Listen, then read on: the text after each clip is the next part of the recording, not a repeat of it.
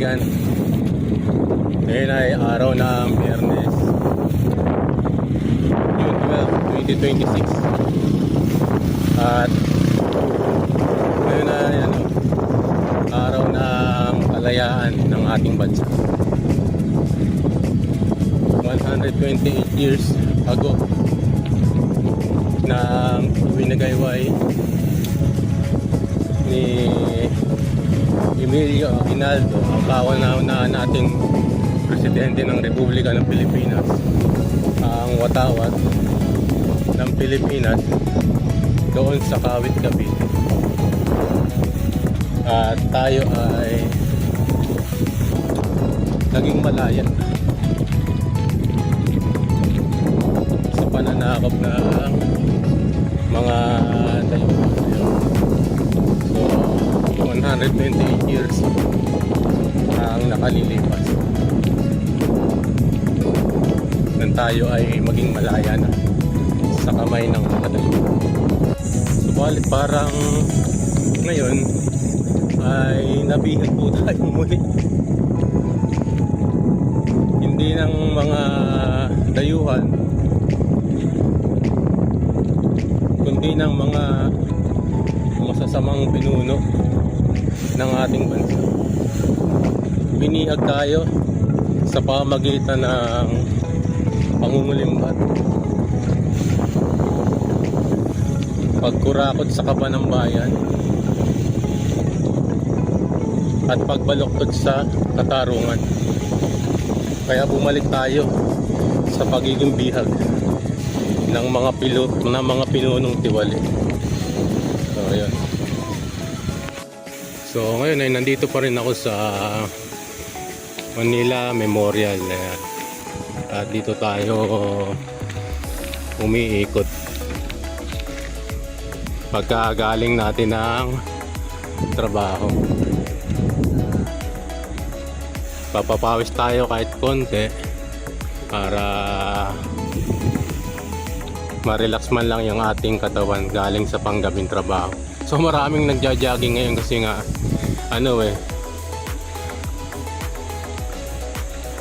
holiday dahil June 12 araw na ang kalayaan.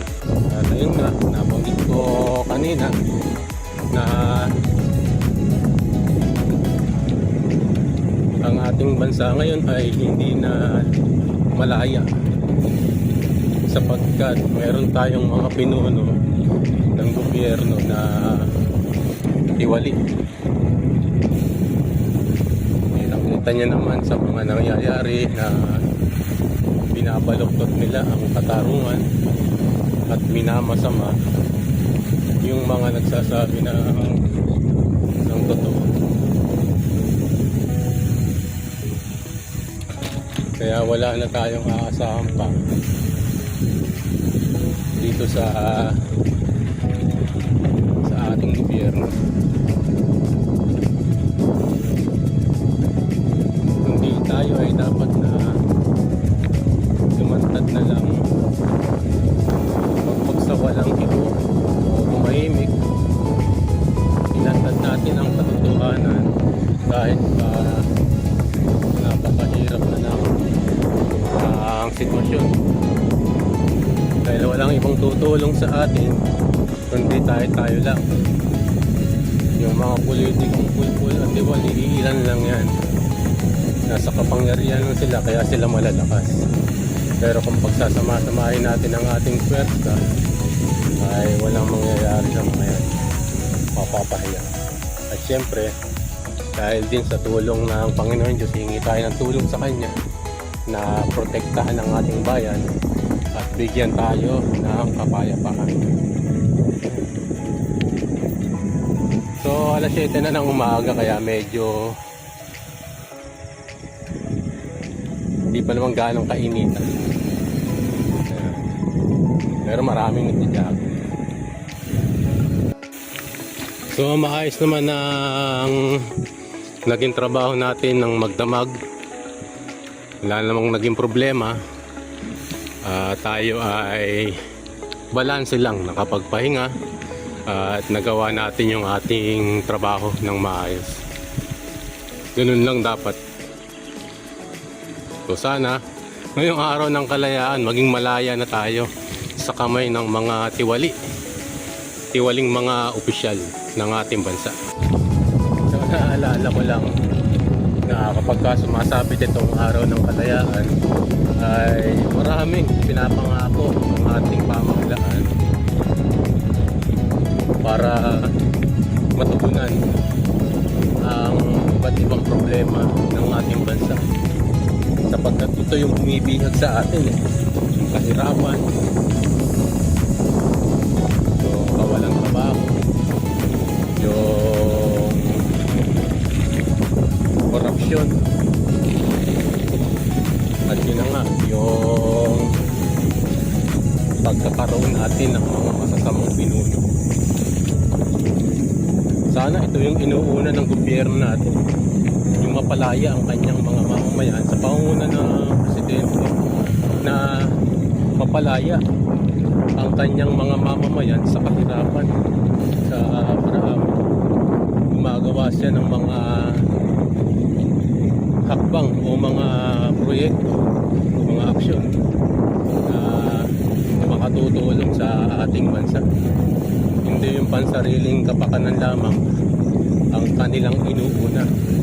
Kaya yung mga kababayan natin ay nabibihag ng kahirapan. So marami rin ang walang trabaho o permanenteng trabaho. May trabaho man, pero ang sahod na kanilang kinikita ay hindi sapat dahil sa taas ng bilihin. Hindi sila malaya na tukin ang kanilang mga pangunahing pangangailangan dahil nga sa lumalalang kahirapan sa ating paligid. So ganito ang nangyayari sa ating bansa na dapat solusyonan ng ating gobyerno, at hindi kung ano-anong mga political ambition ang kanilang pinaggagawa. Yun nga lang, pagnanakaw sa kaban ng bayan ay napakatindi, lalo ngayon at magtatagulan na naman. Siyempre pagka may tagulan, pagbaha, maaalala na naman ng mga taong bayan ang nangyari sa kanila, na yung proyekto na para sa mga flood control program ay ninakaw lang ng mga tiwaling politiko. So nakakaawa ang ating sa pagkaganyan, mga kaibigan at mga kapatid. Isang ikot na lang tayo mga kaibigan at pauwi na rin tayo sa bahay. At nabuksan natin ang issue tungkol sa kung bakit tayo nabihag na naman ng mga politikong masasama. Ayun. Katulad nga ng nakaraan, hapon, na merong flood control hearing sa Senado ay ayun, nawala yung flood control hearing sa Blue Ribbon Committee na pinangungunahan ni Rodante Marcoleta dahil nasa red alert, lockdown ang Senado. Yun pala, may makikita nyo na nagtatakpan nila yung ganitong investigasyon pagka marami na namang mapupunyag na mga tiwaling politiko na tumanggap na kumaleta. So ayun, kaliwa na tayo dito mga kaibigan. So ayun na yung gate. Ayun, yun na yung gate. So medyo tirik na rin yung araw eh. Oh. So dito pa rin ako sa dinadaanan ko sa may irrigation. Ayun. Dito sa may Barangay Tabang. Pero after nun tulay, Barangay Agnayan na yan. So ayan. So napakaganda ng panahon ngayon. At hindi na uulan. Maganda yan.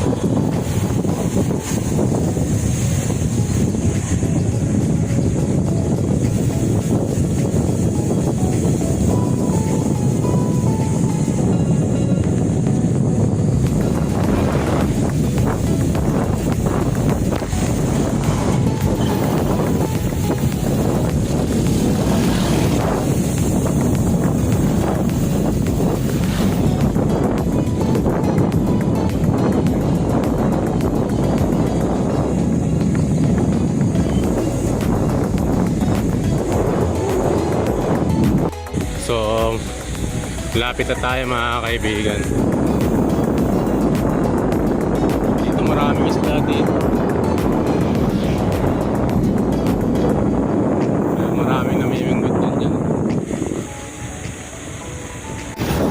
So, malapit na ako. Dito na ako sa may bandang Meralco, Carinet. So, maraming salamat sa inyong pagsama natin sa aking muli. At Happy Independence Day. Sana tulungan tayo ng